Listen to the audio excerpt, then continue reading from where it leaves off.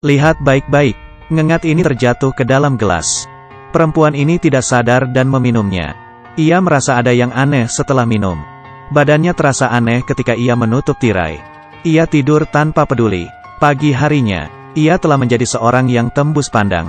Tapi dirinya tidak sadar, memakai sendal, berjalan ke kamar mandi. Ketika ia melihat kaca, teriakan itu membangunkan adiknya. Dia pergi ke kamar mandi, tapi tidak melihat kakaknya. Tidak ada di bak mandi, apalagi di kloset. Aku tidak ada di toilet. Si adik ketakutan, melihat keran air terbuka dengan sendirinya. Ternyata si kakak mengira dirinya sedang bermimpi. Mencuci muka agar segar, dia membungkus kepalanya dengan handuk. Menghitung 3, 2, 1. Sekarang adiknya semakin takut, melihat kakaknya lari ke kamar, mengambil handphone untuk menelepon polisi. Adik terhenti, karena jika ia menelepon polisi tidak ada gunanya. Siapa yang akan percaya? Katakan, masalah ini bermula dari, karena semalam, seekor ngengat, membuat adikku membuat kesalahan, dan ngengat itu melewati uap. Si adik menangkapnya, dan ngengat itu menjadi tembus pandang. Adik sangat takut sampai ia memecahkan toplesnya. Ngengat itu terbang pergi.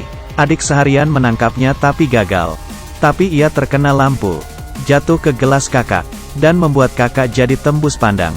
Tapi bagaimana cara ia bisa kembali normal? Kakak mengenakan rok. Dia hanya bisa melihat pakaiannya saja. Dan ini adalah kungfu. Tubuh kakak juga menjadi tembus pandang. Transparan. Bagaimana hal ini dianggap keren? Ia tidak bisa kabur dari lomba. Tiba-tiba kakaknya muncul di samping adik. Badan mereka tidak berbeda jauh. Ia bisa saja berpura-pura menjadi kakaknya. Mereka pergi sekolah, tapi si adik tidak ada SIM. Akhirnya kakak yang menyetir. Di jalan, menakuti seorang nenek. Sesampainya di sekolah, si adik belajar menjadi kakak. Mengikuti ekskul, si kakak diam-diam pergi ke laboratorium untuk mengambil mikroskop. Riset untuk si adik, tapi terlihat oleh temannya George. Kostum boneka beruang tanpa kepala. George terkejut. Adik menjelaskan kepada dirinya. Sepulang sekolah, banyak yang bersiap pulang.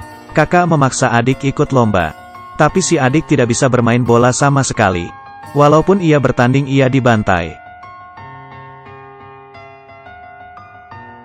Untung si kakak ingat, dirinya dapat membantu. Jadi dengan bantuan kakaknya, mereka mulai menyusul skor. Kemudian, tim si kakak menang. Selesainya mereka pulang untuk membuat penawar. Tapi si adik menemukan melalui mikroskop. Sel-sel di tubuh kakak perlahan menjadi tembus pandang. Sel tidak bisa larut dalam cairan. Sekarang ia hanya bisa mencari cara menetralisir. Butuh 24 jam agar tubuh menyerapnya. Berarti, mereka harus menemukan penawarnya sebelum tengah malam. Atau cairan itu akan diserap tubuh. Dan kakak akan selamanya tembus pandang. Tapi ia harus bereksperimen. Mereka perlu ngengat. Jadi kedua saudari itu lari ke kuburan, menangkap ngengat, dan pergi ke sekolah untuk bertemu George. Tapi gedung ini ada penjaganya. Bagaimana mereka masuk? Kali ini kakak ada ide. Berikan padaku. Mendengar suara, penjaga itu keluar. Tapi di luar tidak ada siapa-siapa.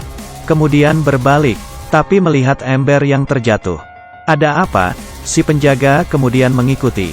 Ember itu berhenti. Siapa yang mengusiliku? Tiba-tiba ada suara bola. Ia melihat sekeliling dengan gugup. Kali ini lampu stadium menyala. Sebuah bola basket meluncur turun, bergoyang pada sudut, dan terjatuh tepat ke si penjaga.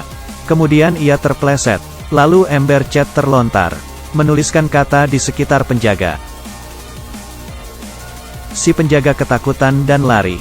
Adik dan George menggunakan kesempatan ini untuk masuk ke laboratorium. Karena semua ini disebabkan si kakak yang tembus pandang. Tujuannya agar bisa membuatkan penawar bagi kakak. Eksperimen berjalan dengan intens. Ngengat menjadi tembus pandang lagi. Dan bekerja, adik menganalisa cairan penawar.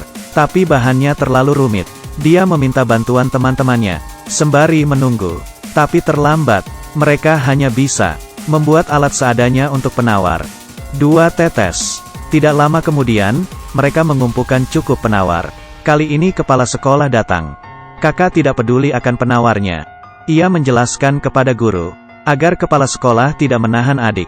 Ketika kakak meminum penawarnya, pas jam 12, Tubuh kakak masih belum muncul.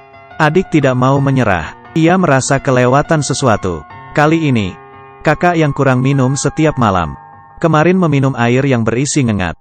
Cairan itu pasti dipengaruhi keasaman soda. Ia membuat segelas lagi, menyuruh kakak minum. Kemudian kakak mulai terlihat, dan kembali seperti semula. Ini adalah film Disney.